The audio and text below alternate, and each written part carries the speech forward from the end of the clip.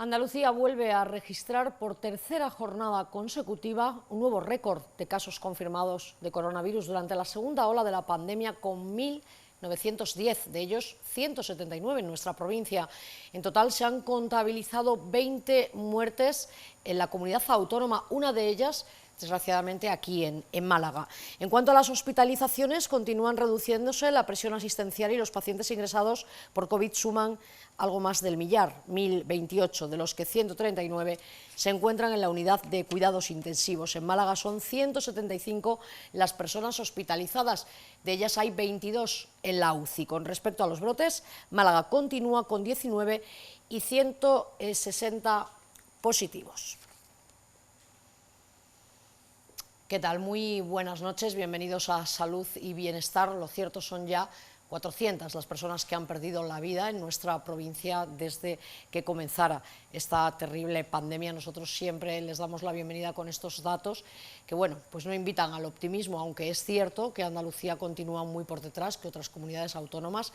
Lo cierto es que lo que decimos siempre, hasta que no tengamos esa vacuna no podremos estar totalmente tranquilos. Vamos ya a dar la bienvenida a nuestros primeros invitados de hoy. Ellos son el doctor Bernardo Mosqueira, neurocirujano. ¿Qué tal, Bernardo? Muy buenas. Muchísimas gracias por estar con nosotros.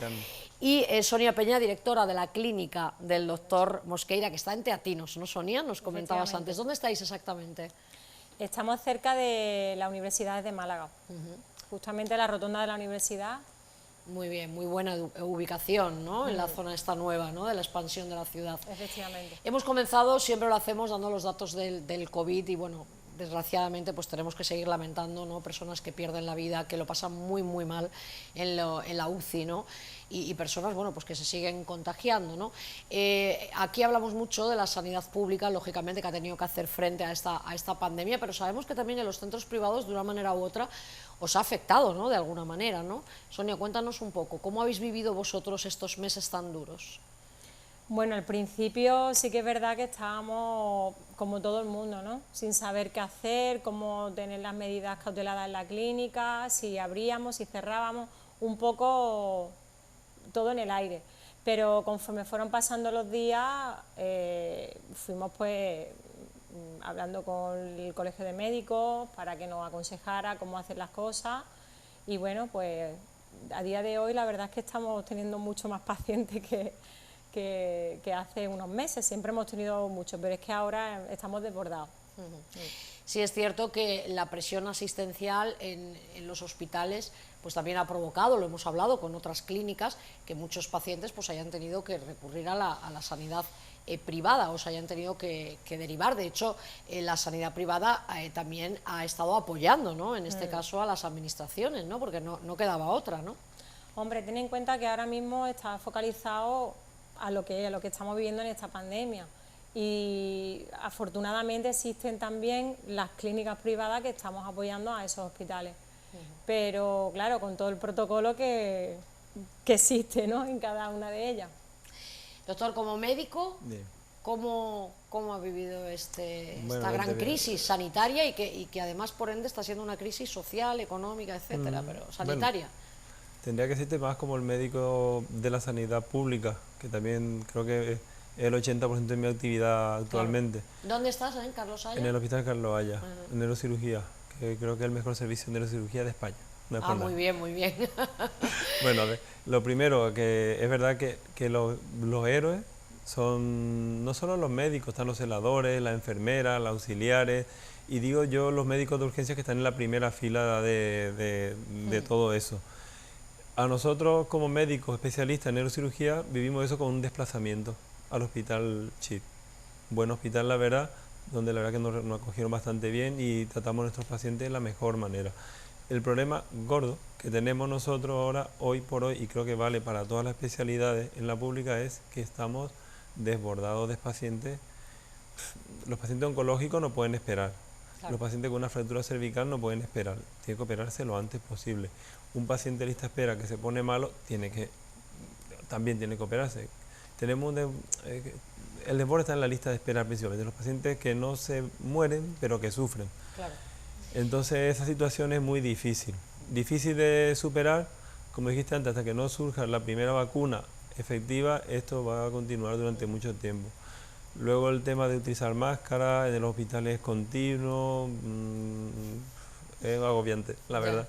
Y el quirófano, Imaginamos que trabajar sí. en esas condiciones y con el miedo, ¿no? También, porque no hay que olvidar que todos los profesionales que ha dicho el doctor son personas que tienen su familia en su casa y luego tienen que volver cada día, ¿no? Y la verdad es que es complicado, es complicado. Bueno, más que miedo, yo no diría que miedo, hay respeto Sí, a bueno, la respeto. enfermedad. A ver, yo valoro mucho, por ejemplo, de verdad, sinceramente de corazón, la labor de los médicos de urgencia. Porque ellos sí que están en una zona peligrosa y los que llevan la parte de la zona de COVID, que eso sí que es una zona ultra peligrosa, sí. También Claro. la verdad que es de decir que son los verdaderos y los grandes héroes de la sanidad pública. Nosotros como médicos, te soy sincero, de especialistas, pues bueno, los quirófanos, tenemos algún riesgo, algún paciente que tiene un COVID puntualmente, algún roce con alguno de la urgencia, pero que no estamos expuestos completamente como ellos. Son los grandes héroes, la verdad, y la enfermera. Bueno, el mensaje que sí que hay que dejar claro es que hay que seguir acudiendo a los centros, ya sean privados o públicos, cuando uno tenga síntomas de algo, porque lo que tampoco puede ser que por ese miedo al COVID, de hecho aquí lo hemos repetido varias veces, pues uno no se trate de otras dolencias, ¿no? Que pueden agravarse, ¿no? Si uno no se las trata a tiempo. Vamos a hablar ahora de la clínica. ¿Vale? La clínica del doctor Mosqueira, que nos ha comentado Sonia, está en Teatinos, muy cerquita de la universidad. Vamos a ver ya imágenes para que nos contéis un poco pues, qué tratamientos lleváis allí a cabo, cuáles son vuestras especialidades, cómo es el protocolo cuando llega un paciente, cliente, para que sepamos un poco cómo funcionáis. Bueno, pues como bien sabemos, el encabezado de la clínica es el doctor Mosqueira, ¿no? Decidimos ampliar varias especialidades en la clínica porque, bueno, no lo puedo decir yo, lo tienen que decir los pacientes que vienen, sí. Y queríamos tener pues, más especialistas dentro de la clínica porque, y sobre todo cercanía, mucha cercanía hacia el paciente. Tenemos a un buen neurólogo, que es el doctor Jesús Romero Imbroda, Sí. a un cirujano cardiovascular, que es Fernando Viguria, el doctor Fernando Viguria, a nuestra queridísima compañera y amiga Estefanía Villanueva, que ella es psicóloga, y también tenemos a una terapeuta que hace también terapias alternativas, que ella es Sandra Rodríguez. ¿Y Pablo?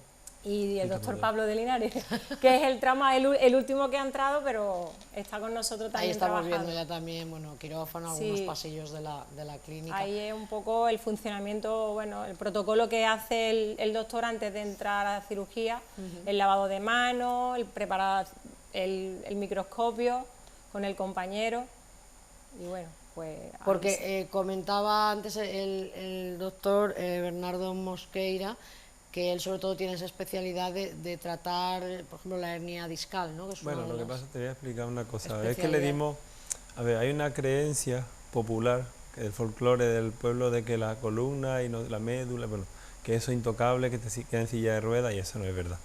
Oye, A qué ver, buena noticia, qué buena sí, noticia. no es verdad, no es verdad. Un mito, A ver, una leyenda. puede pasar y pasa eventualmente, cierto, pero no es la regla. La regla es que el paciente operado con el microscopio, si se puede, con la microcirugía, que es lo que utilizamos los neurocirujanos, como siempre digo yo, operarse con microcirugía, operar a un paciente de una hernia, por ejemplo, con un abordaje de 3 centímetros. Y el paciente se recupera a las 6 horas, está caminando, a las 12 horas está por los pasillos y a las 24 horas está en su casa. Lo mismo pasa con un paciente con una estenosis lumbar. Vale tanto para pacientes jóvenes como para ancianos, pero en los pacientes ancianos y en pacientes con muchas enfermedades es lo más indicado. Yo operé varios pacientes, recuerdo un paciente que tenía múltiples patologías, insuficiencia renal con hemodiálisis, insuficiencia cardíaca, EPOC, bueno, todo lo que se podía plantear. Preparando al paciente correctamente se operó y salió bastante bien, y estaba en silla de ruedas y volvió a caminar, está mejor. Dale, Qué bien. que era inoperable por otra forma, por esa forma se puede operar. Imagino que ahí entonces un buen diagnóstico también es muy Es importante. fundamental. Otra cosa que sí es importantísimo, en la consulta nosotros damos 30-45 minutos a los pacientes, porque preguntar, explorar, ver las imágenes y volver a preguntar y explorar es la base de llegar a un diagnóstico correcto, certero, ir justo al punto de problema, al punto de la lesión, y solucionar con una simple incisión chiquitita, 3 centímetros, como mucho 4. Es lo que utilizamos para operar a nuestros pacientes. El microscopio es un invento de hace 30 años, pero la gente desconoce que existe el microscopio. La gente cree que los neurocirujanos solo operamos cerebro, y no. Operamos cerebro, que es mucho más difícil, pero también operamos columna, estenosis, y operamos ancianos, la paciente más anciana que operé tiene 88 años. Ajá. Yo 80 años tengo un montón, 85 tengo 3 o 4, o sea, 86 tengo una, 70 para arriba hay un montón. Es verdad que la gente joven evoluciona muchísimo mejor que un anciano. ¿Qué quiere decir eso? Que la recuperación es más rápida, tiene menos complicaciones, menos contracturas musculares, piramidales, síndrome miofaciales que llamamos nosotros, piramidales, cuadros de los lomos, etcétera, menos riesgo de complicarse. Las personas jóvenes evolucionan mejor en ese aspecto, pero los ancianos en su gran mayoría también.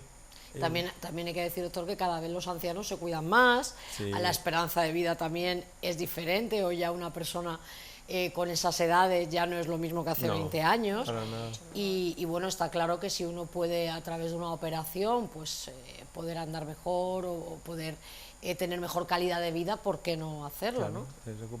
es recuperar tu vida. Y es verdad lo que dijiste, que gente que decimos anciana es gente muy sana. Hay gente muy sana, no tienen nada, o tienen patologías muy controladas con su antihipertensivo, su antidiabético, gente que puede operarse tranquilamente.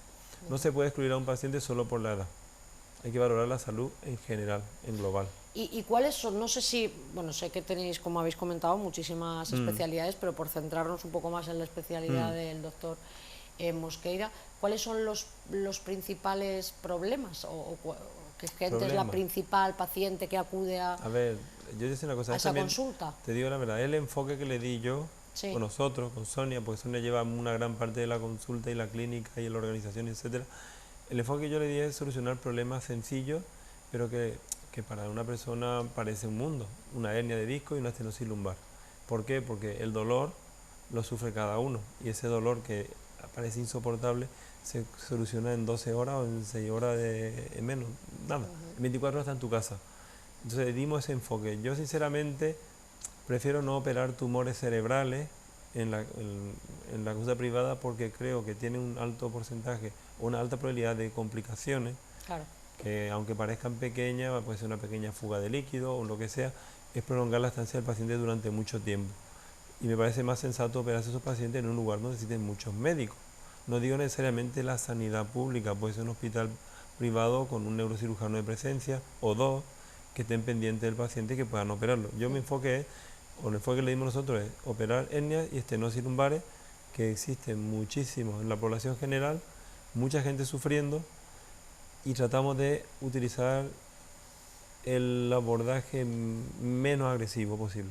¿Qué quiere decir eso? Que si el paciente no necesita cirugía, no se opera. Ah, también es posible hacer... Claro. A ver, Vale, yo tuve muchos pacientes que venían con, opéreme ya, opéreme. Vamos a ver, ¿qué tiene? Explorando al paciente, estudiando lo que tenía, estudiando las imágenes, explorándole a él todo en conjunto, al final vi que el paciente no tenía criterios quirúrgicos. Es un paciente que se puede beneficiar simplemente con dieta y ejercicio. En la gran mayoría de los pacientes operados de columna existe un problema, la falta de ejercicio y la obesidad.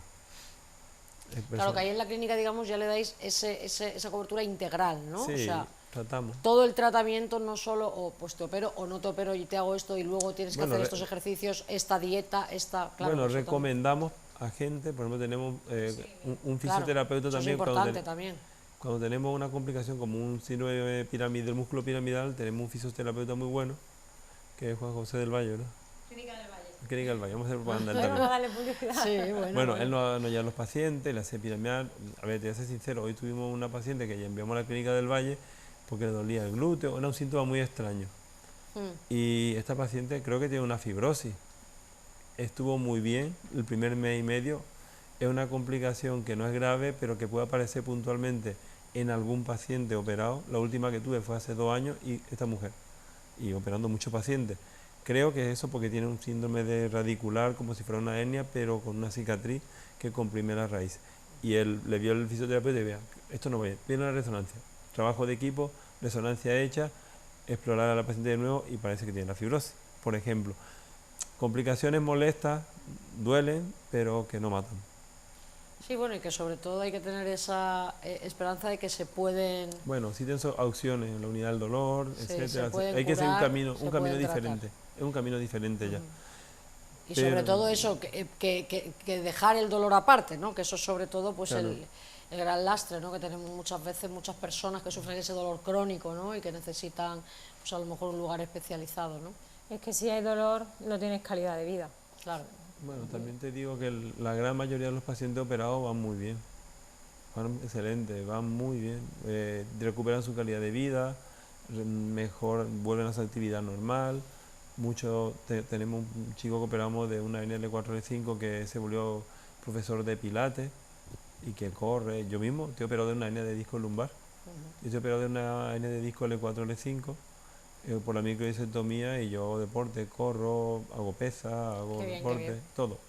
Pues lo tendremos muy presente. Quiero daros las gracias tanto a Sonia Peña, directora de la clínica del doctor Mosqueira, como a bueno, propio doctor, neurocirujano de la clínica, que nos ha dado esas buenas noticias de que el dolor pues se puede curar operando o no operando, pero en cualquier caso es una realidad y eso siempre lo acogemos como una gran noticia. Muchísimas gracias. Gracias a ti. Gracias a A vosotros. los dos. Les quiero contar que hoy ha comenzado la campaña de vacunación de la gripe. Ha comenzado esa campaña concretamente entre el personal sanitario y también entre las personas mayores, residentes.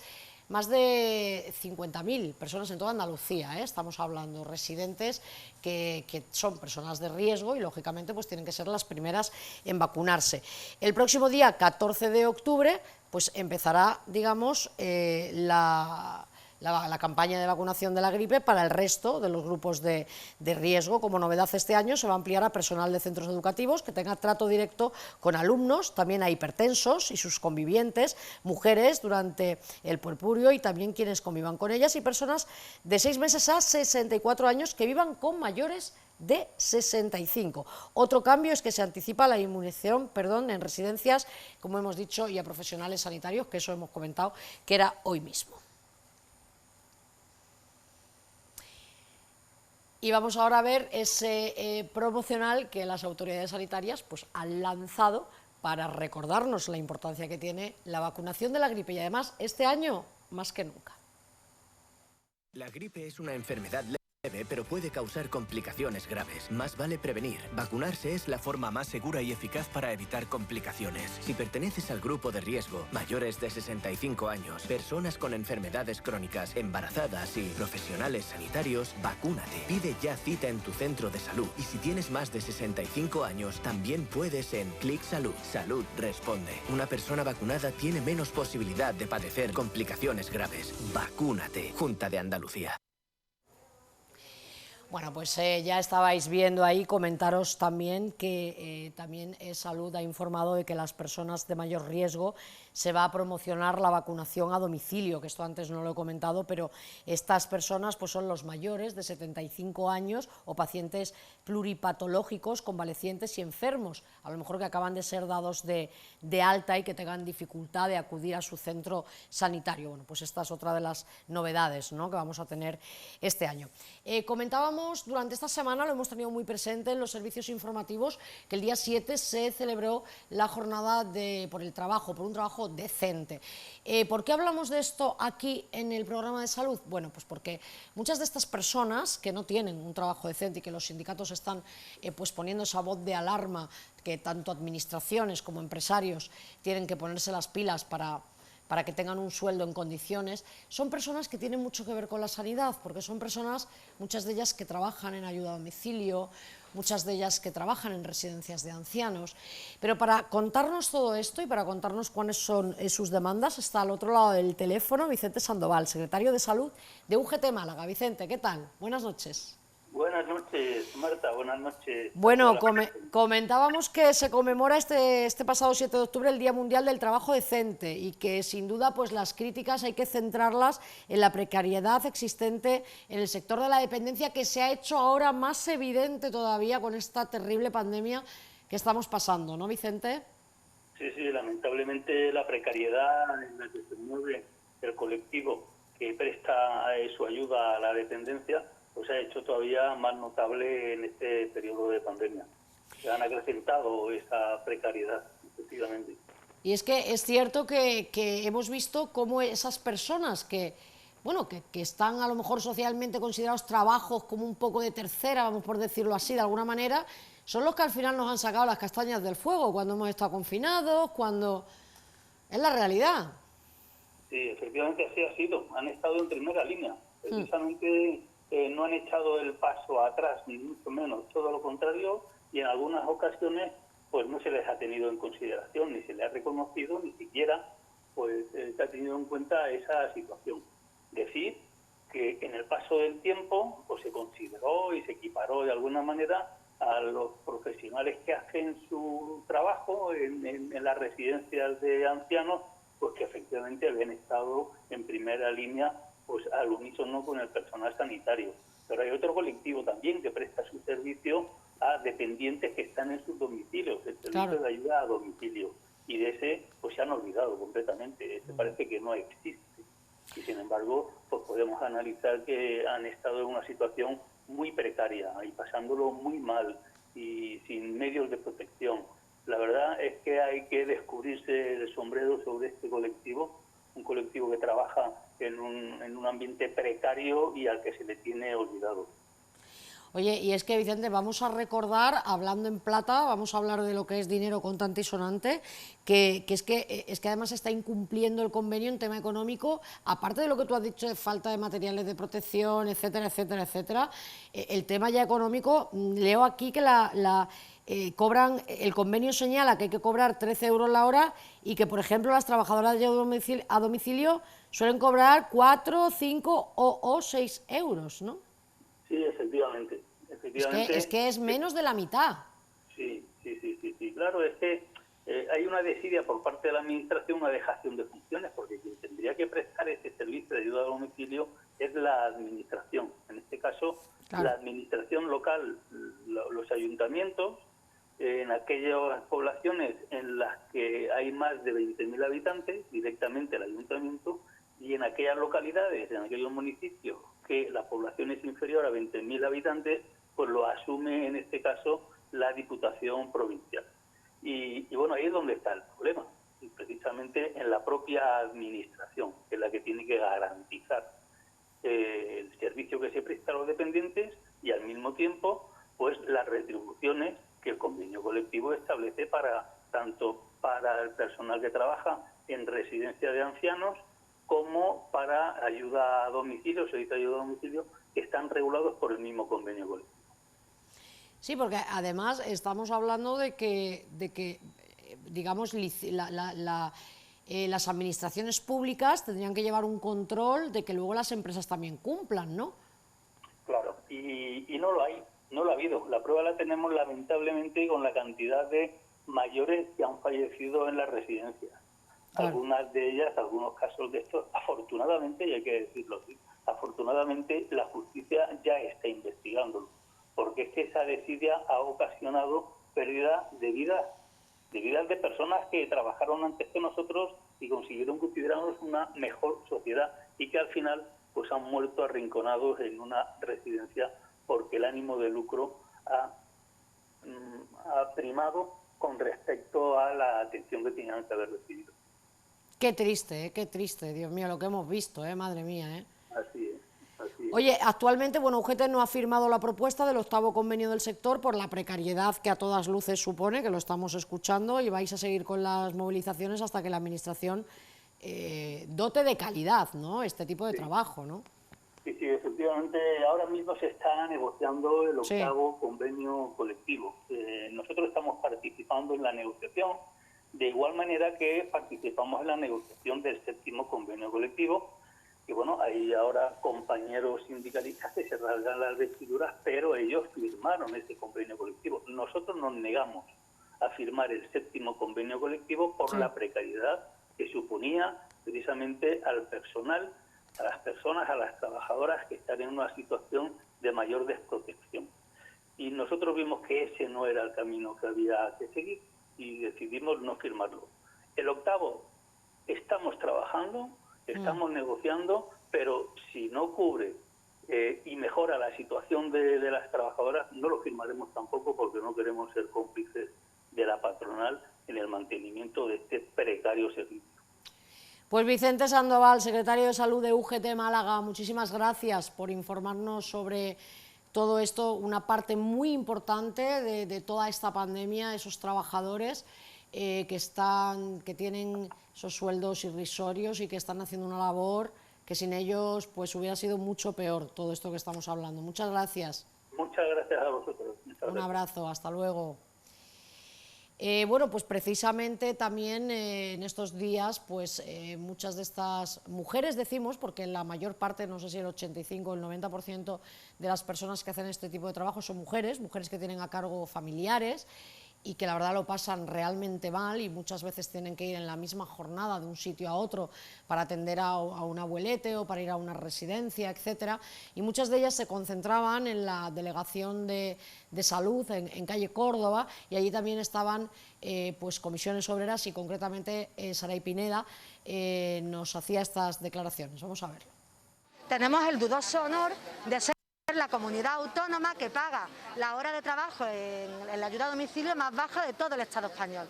Se está pagando a 13 euros la hora y de ahí se tienen que extraer los beneficios empresariales, porque gran parte del servicio está en manos de las empresas privadas. Por lo tanto, estamos hablando de que el gobierno andaluz entiende que eso es lo que vale la hora de trabajo de las personas que se encargan de garantizar el bienestar de los mayores y dependientes de nuestra tierra. Si hablamos de las residencias y centros de día, no se actualizan las ratios de personal, personas usuarias desde el año 97. Desde hace 23 años pues las ratios están desactualizadas, son absolutamente insuficientes, y lo que están consiguiendo es poner en riesgo la salud de las personas dependientes y por supuesto de las trabajadoras. La Junta de Andalucía no solo está externalizando y privatizando un servicio público, sino que está garantizando su precariedad. Por lo tanto, nosotras entendemos y recordamos y apelamos a esos meses de confinamiento, donde salíamos cada día a las ventanas a aplaudir y a reconocer el trabajo de esas trabajadoras y trabajadores de los servicios esenciales, que estuvieron jugándose la vida y se la siguen jugando, dejándose la piel para garantizar el sostenimiento de la sociedad. El grueso de ellas son mujeres con trabajos tan esenciales como precarizados, como infravalorados, y con una exposición de la salud para ellas y para sus familias. Yo creo que es el momento de hablar claro, y cuando estamos recortando en dependencia, cuando estamos recortando en sanidad, lo que está haciendo el gobierno andaluz es jugar con la vida de su pueblo y sembrar muerte. Nosotras tenemos claro que solamente el reconocimiento se puede traducir en derechos laborales, en salarios decentes, en reposición de las bajas, en una adaptación de las ratios a la realidad coyuntural, y por lo tanto les invitamos a que dejen esas políticas privatizadoras que ponen el bienestar de la gente en manos de la especulación y de llenar los bolsillos y del mercadeo de las grandes empresas. Se está negociando el octavo convenio entre las empresas. ¿Qué cambios habría que incluir? Nosotras entendemos que se tiene que subir el salario hora. Tenemos también un problema grave en cuanto, como comentaba antes, que la mayoría de las personas están a tiempo parcial. Por lo tanto, el trabajar en la ayuda a domicilio no te garantiza el tener un salario que te permita vivir. Se tienen que reponer las bajas, se tienen que dar unas condiciones de trabajo y de seguridad decentes para las trabajadoras. Si entendemos que el trabajo de la dependencia es un trabajo esencial, tendremos que dignificarlo y tendremos que garantizarlo como un servicio público, porque solo de esta manera vamos a garantizar que el trabajo y el servicio sea de calidad.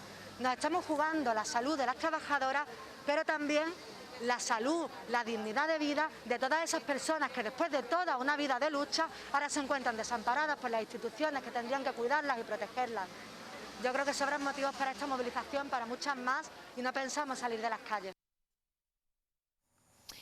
Bueno, pues ya estamos de vuelta después de esa pequeña pausa para la publicidad, y vamos ya a saludar a Celia Martín Aurioles, que es abogada de la Unión de Consumidores de Málaga, y queremos hablar con ella de la problemática de los afectados por Dentix, esta clínica dental que ya saben ustedes que ha dejado un montón de usuarios en la estacada. Celia, ¿qué tal? Buenas noches.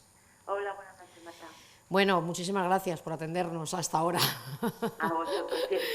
Bueno, cuéntanos, porque sabemos que hay pues miles de personas afectadas que siguen pagando unos créditos por unos tratamientos que no van a obtener, ¿no? Que no van a poder llevar a cabo, ¿no? Es un problema gravísimo, sobre todo por el hecho de que Dentix ha entrado en concurso de acreedores y esto perjudica gravemente a las personas que ya han pagado el tratamiento, porque nosotros consideramos que es mucho más sencillo paralizarlo en las personas que tienen un crédito, porque son créditos al consumo, están vinculados al producto o al servicio, mejor dicho, y en cambio las personas que tienen ya abonado el tratamiento de antemano, pues lo van a tener muchísimo más complicado, porque entrarán como acreedores en una lista en la que además hay créditos preferentes, como son los de la Seguridad Social, los salarios de los trabajadores. Entonces, bueno, pues lo que les recomendamos es evidentemente que busquen asesoramiento, que luchen por conseguir esa cantidad que han pagado, y a los que tengan préstamos que se movilicen para paralizar los pagos. Es importantísimo. Estamos viendo, Celia, ahí algunas de estas fachadas, ¿no? de estas clínicas. ¿Cómo fue la situación en Málaga? ¿Nos puedes recordar un poco? Bueno, la situación en Málaga venía avisándose, entre comillas, desde hace ya unos cuantos meses, en los que las citas a los pacientes se alargaban, se cancelaban, y la gente empezó a preocuparse porque, claro, teníamos también el referente tan reciente de Idental. Esto incluso, en cuanto a los propios consumidores, es incluso un poco más grave, por lo que he comentado antes del concurso. Idental realmente ha cometido una serie de delitos que se pueden calificar como tales. En cambio, en este caso, pues podría estar amparado en ese concurso. La falta de medios, la falta, según ellos, que luego la justicia decidirá si son o no además culpables de esta situación económica que las clínicas están sosteniendo ahora mismo, que es el hecho de que se declare el concurso o no. Realmente es gravísimo porque afecta a la salud. Es que no estamos hablando de que uno pierda un dinero por una estafa, sino que hay personas que con tratamientos a medias, tratamientos mal hechos, es decir, que yo considero que es una situación muy grave. ¿Cuántas personas aquí pueden estar afectadas en Málaga? No sé si tenéis la Unión de Consumidores ese dato. La Unión de Consumidores puede tenerlo, yo realmente no lo sé. Yo Sí. sé que al mes aproximadamente estamos atendiendo a más de 100 personas Madre preocupadas. mía. Qué barbaridad, ¿no? Qué barbaridad. Sí, es una barbaridad, porque la Unión de Consumidores, como actúa en toda la provincia, incluso fuera de Málaga, pues sí, realmente la gente, Claro. por lo menos por informarse, están acudiendo bastante más a vaya. En definitiva, vosotros también lo que planteáis es que esto pone de manifiesto, porque tú misma lo has dicho, no es solo ahora la problemática Dentix, sino anteriormente fue Idental, otras grandes, digamos, empresas, ¿no? Como estas, que son Sí, además son empresas, franquicias, que no me salía la palabra, tipo franquicias, ¿no? Que no, Franquicias, claro. exactamente, que se dedican a esto y que bueno, que esto no es nada nuevo, ¿no? Y que Yo personalmente lo que entiendo es que tendría que existir un organismo público Claro. que controlara esto, porque estamos hablando, pues yo repito, no es lo mismo que te vendan una lavadora en mal estado a que afecten a tu salud. Y estamos hablando de salud, entonces considero que el organismo que sea competente en este sentido tendría que tener un control exhaustivo de las franquicias, como tú dices, o el holding de empresas que se dedican bueno, pues en el fondo a jugar con nuestra salud, ¿no? Tú como abogada, ¿qué consejo entonces le darías a estas personas que a lo mejor pues hay alguien que nos esté viendo o que conozca a alguien afectado por el cierre de Dentix? ¿Qué tendrían que hacer? ¿Qué consejo le darías, Celia? Fundamental es conseguir la historia clínica, que todos tenemos derecho a obtenerla, y en principio hay que diferenciar distintos afectados. Están los afectados que son únicamente, que es grave, pero no es lo mismo en términos económicos, que es lo que he comentado del concurso, que habrá que ver el resultado de ese concurso, y sobre todo los que tengan un préstamo en vigor, pues que paralicen los pagos, porque están garantizados como préstamos al consumo por la ley, y como no se ha prestado el servicio, se pueden paralizar los pagos y al menos pues no perder el importe concedido en total. Sí, bueno, y en cualquier caso, nosotros desde aquí queremos recordar que existe aquí en Málaga, en el Paseo de Santa Isabel, también el Colegio Oficial de Dentistas, y que es importante también, ellos están abiertos a que la gente se asesore antes de tomar cualquier tratamiento, que siempre es conveniente comparar presupuestos en más de un sitio, asesorarse bien, porque como tú bien dices, Celia, no se trata solo de un problema económico, que también lo es por supuesto, porque estos tratamientos no son baratos, sino también un problema de salud, porque no hay que olvidar que además de dejar un tratamiento a medias, si te hacen algo mal en la boca, puede ser sin duda la entrada también para infecciones, para otro tipo de cosas que nos pueden afectar de forma grave, y esto hay que ponerlo de manifiesto. Claro, y además recordarle también a las personas que tengan ese problema de salud que tú acabas de comentar, Sí. O cualquier derivado de ese maltratamiento, que tienen la vía judicial penal al efecto de que, bueno, de que sean examinados por el médico forense y que tengan también un servicio, pues bueno, para ver cuál es el daño real que se ha hecho, porque yo siempre distingo entre el asunto económico y el Claro. asunto de salud, y me parece muy prioritario el tema de salud, evidentemente. Pues Celia Martín Aurioles, abogada de la Unión de Consumidores de Málaga, muchísimas gracias por recordarnos esta problemática, dar esos consejos, importante también la salud bucodental y saber en qué manos se pone uno. Desgraciadamente esto pues puede pasarnos, pero que hay que comparar, hay que asesorarse bien, porque está claro que es un sector que hasta que, como tú bien has dicho, hasta que esto no se regularice, pues esto desgraciadamente puede seguir pasando, que esto es lo peor de todo. Está claro, está claro. Muchas gracias, Celia, un abrazo. Gracias a vosotros, buenas noches. Hasta luego. Bueno, vamos a contaros ahora que Málaga ha ampliado el mapa de desfibriladores en la ciudad con la instalación de, ahí los estáis viendo, de 7 nuevos tótems en diferentes puntos. Este que estáis viendo, por ejemplo, está en calle Alcazabilla, pero bueno, pues estos 7 nuevos concretamente están en 4 calles, en 3 plazas, lo tengo por aquí, os lo voy a decir enseguida. Mira, pues estos nuevos están en la Plaza del Obispo, calle Tarazanas, Plaza de la Merced, Paseo Marítimo Pablo Ruiz Picasso, Plaza de la Constitución, calle Armengual de la Mota y calle Alcazabilla. Hay que decir que nuestra ciudad cuenta a día de hoy con más de 400 desfibriladores, que esto forma parte del proyecto del Ayuntamiento Málaga Cardioprotegida, y bueno, es importantísimo el conocer dónde se encuentran estos desfibriladores, el conocer también cómo se utilizan, es importante, porque sin duda pues salvan vidas porque cuando se produce una parada cardiorrespiratoria, el tiempo de respuesta es importantísimo. Si se actúa en los primeros 10 minutos se puede salvar la vida de esa persona que tenga ese infarto, ¿no?, por decirlo así. Si se espera más, pues su vida pues corre peligro. Yo, para que os hagáis una idea, en España, a nivel de nacional, en todo el país, ocurren más de 30.000 muertes súbitas al año, unas 100 por día y una cada 15 minutos. Entonces, la verdad que merece la pena saber dónde están estos tótems. También hay una aplicación, si os metéis en la página del Ayuntamiento y en ese proyecto Málaga Cardio Saludable, en donde podemos encontrar un mapa de dónde se encuentran estos desfibriladores. Y luego, bueno, hay que decir además que los autobuses, muchísimas líneas de los autobuses de la MT los tienen, muchísimos edificios públicos los tienen casi todos, y luego también, por ejemplo, que durante este año, pues la policía local, por ejemplo, ha salvado, pues no sé si fueron 7 personas que les dio un infarto, ¿no? Y gracias a saber estas técnicas y de utilizar estos desfibriladores, pues se pudo salvar la vida de estas personas, ¿no?, que sin duda es también importantísimo.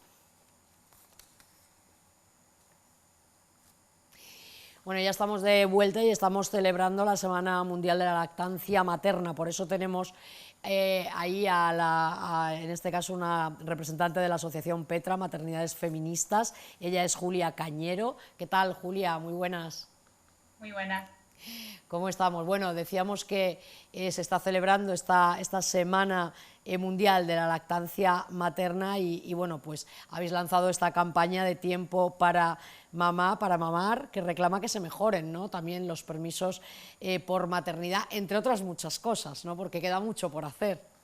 Claro, sí, nosotras llevamos 2 años luchando porque se dignifique la maternidad, ¿no?, porque la maternidad tenga derechos y recursos. Y entonces la Semana Mundial de la Lactancia, que en Europa se celebra en octubre, pues habíamos pensado que es imprescindible, con el trabajo que cuesta el establecimiento de la lactancia, los pocos recursos que tenemos, la falta de apoyo, ¿no? Que al final el sistema sanitario, pues bueno, está bastante desactualizado en materia de lactancia materna y bueno, gracias muchas veces a los grupos de apoyo a la lactancia materna, pues conseguimos que se establezca esa lactancia. Cuando por fin conseguimos que se establezca, vemos cómo nos tenemos que incorporar al empleo a las 16 semanas, ¿no? Dejando a bebés de menos de 4 meses, cuando los organismos internacionales, como la Organización Mundial de la Salud, recomiendan la lactancia exclusiva hasta los 6 meses. O sea, no conseguimos ni siquiera permanecer con nuestros bebés hasta los 6 meses.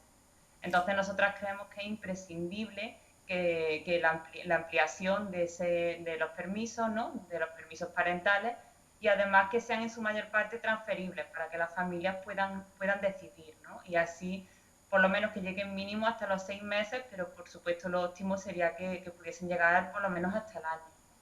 Sí, bueno, porque sin duda, como tú bien has dicho, el tema de la conciliación, ¿no? Familiar y laboral es uno de los principales hándicaps, ¿no? Que tienen las mamás, ¿no? A la hora de continuar dando el pecho a sus hijos, ¿no? Claro, porque realmente con los permisos, bueno, sabemos otros países de Europa donde realmente los permisos son amplios y luego la incorporación al empleo es mucho más fácil, porque ahora mismo las madres se ven obligadas, como no quieren dejar a sus criaturas, pues además si están dando el pecho, ¿no? No quieren esa separación, y entonces muchas madres se ven obligadas a coger excedencia sin remunerar, a reducciones de jornada, reduciendo así también su salario, ¿no? O incluso muchas abandonar el empleo porque no tienen opciones a estas alternativas. Entonces vemos que al final las opciones de las que ponemos las madres lo que hacen es empobrecernos más. Y nosotras creemos que para que la maternidad sea vivida realmente de una forma que no nos precarice aún más, ¿no? Pues necesitamos recursos y derechos. Y por supuesto, un permiso amplio y remunerado nos facilitaría muchísimo el poder dedicar un tiempo a la crianza y después incorporarnos al empleo con normalidad, ¿no? Bueno, y sin duda también destinar recursos, ¿no? Es que todo pasa, yo creo que por eso, ¿no, Julia? Que hablamos y tal, pero que todo también pasa por reconocer, ¿no? ese derecho y luego también destinar los recursos necesarios, ¿no? Claro. Además, estamos viendo como, por ejemplo, tenemos que tener en cuenta también a las madres, por ejemplo, que tienen situaciones más precarias, ¿no? Hay madres que ni siquiera pueden acceder a un permiso de maternidad, ¿no? Que tienen que criar sin ningún tipo de apoyo, ¿no? Económico. Y incluso, por ejemplo, las familias monomarentales, con los actuales permisos iguales e intransferibles, tienen la mitad de tiempo, encima de que su situación es aún más precaria porque son las que están trabajando y al mismo tiempo las que están criando, la única, pues encima tienen la mitad, su tiempo está reducido de cuidados, ¿no? De permiso. Entonces creemos que prestar atención a estas familias o a las madres que tienen situaciones más vulnerables es imprescindible, ¿no? También para que se desarrolle una crianza digna, que al final pues los niños y las niñas, ¿no? Son las personas también del futuro y tenemos que cuidar la infancia temprana, que es tan importante. Y además, valorar el papel de la maternidad y te comentaba, Julia, perdona, que también es importante que aquí están implicadas todas las administraciones, desde el Estado, que puede legislar, hasta la administración autonómica, que también tiene competencias para ello, como también, ¿por qué no los ayuntamientos, para crear esos puntos en los que las mujeres puedan tener la libertad y la intimidad de dar el pecho a sus hijos, ¿no? Claro, por supuesto. Desde también exigir, por ejemplo, a los organismos de salud que se cumplan las recomendaciones, ¿no? Que ya hay una evidencia científica muy amplia sobre la lactancia materna, que se cumplan esas recomendaciones, que las ciudades sean espacios favorables para la lactancia, ¿no? Que no te echen de algún sitio por estar mamando, como ya hemos visto que sucede, como sucedió este verano y como sucede cada verano. Entonces, realmente para que la lactancia esté protegida también tiene que ser visible en la sociedad, también tiene que ponerse en valor, ¿no? Y claro, aparte de derechos y recursos, también la sociedad tiene que ver que la lactancia materna existe. Y no solamente la lactancia materna a bebés, sino la lactancia materna, pues la Organización Mundial de la Salud recomienda que mínimo hasta los 2 años, ¿no? Y es verdad que vemos pocos casos en la calle, ¿no? Vemos pocos casos de mamás amamantando a sus niños y a sus niñas mayores. Julia, me gustaría preguntarte, porque bueno, yo soy madre y la verdad es que yo comparto, ¿no?, contigo, con vosotros además, todos los beneficios, ¿no?, que tiene también para nuestro pequeño, ¿no?, el poder amamantarlo y tal, pero ¿no crees que a lo mejor haría falta también informar un poco más? Porque yo creo, no sé, como que es algo que se ha ido un poco perdiendo y mucha gente a lo mejor por ignorancia. Recuérdanos un poco cuáles son los beneficios que tiene dar el pecho a un bebé. Bueno, por supuesto los beneficios son muchísimos y yo creo que ahora mismo no hay falta de información. O sea, desde el sistema sanitario por lo menos yo creo que se está haciendo una promoción bastante amplia de los beneficios que tiene tanto para el bebé, por supuesto, como para la madre, ¿no? La madre también tiene muchos beneficios, como la reducción de probabilidad de cáncer de mama, o sea, tiene muchísimos beneficios para ambos, además del vínculo también, ¿no?, que se genera. Y por supuesto, si has sufrido situaciones de violencia obstétrica, también es reparador, ¿no?, a veces la lactancia materna. Pero no es tanto la información que se da, que sí se está haciendo una promoción bastante grande por parte del sistema de salud, sino como de la ayuda, ¿no? Es decir, hay muchas madres que reciben mucha información y están muy informadas, pero después no tienen un apoyo. Ni tienen un apoyo si tienen algún problema con su lactancia, ni tienen un apoyo, por ejemplo, pues eso, con derechos y recursos, como es la ampliación de los permisos, ¿no?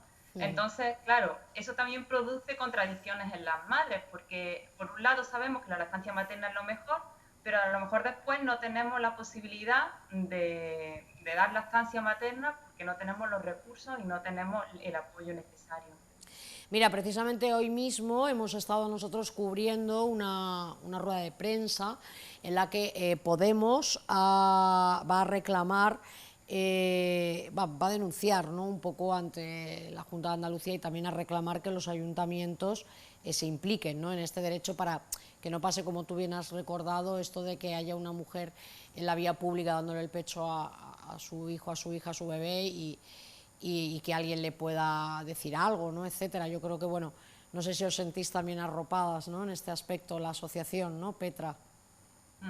Claro, nosotras esperamos que por supuesto los partidos políticos tengan en cuenta a la maternidad dentro de sus propuestas, ¿no? Hasta ahora hemos visto cómo, además nosotras somos una asociación feminista, es decir, creemos que la maternidad debe entrar dentro del feminismo, por lo tanto, todas las organizaciones sociales y políticas que se consideren feministas deberían incluir a la maternidad, ¿no? Claro, hasta ahora hemos visto como muchas veces, pues, por ejemplo, leyes como los permisos iguales intransferibles lo único que hacen es olvidarse de las madres, ¿no?, para dar derechos a quien más tiene, ¿no?, como son los varones con buenos empleos. Entonces, por supuesto, toda medida que cualquier partido político realice en favor de las madres, ¿no?, y de vivir la experiencia de la maternidad de una forma digna, creemos que es imprescindible y por supuesto nos alegramos por ello. Pues Julia Cañero, muchísimas gracias por hablarnos sobre ese derecho, sobre todo, y que se respete, ¿no?, en la Semana Mundial de la Lactancia Materna.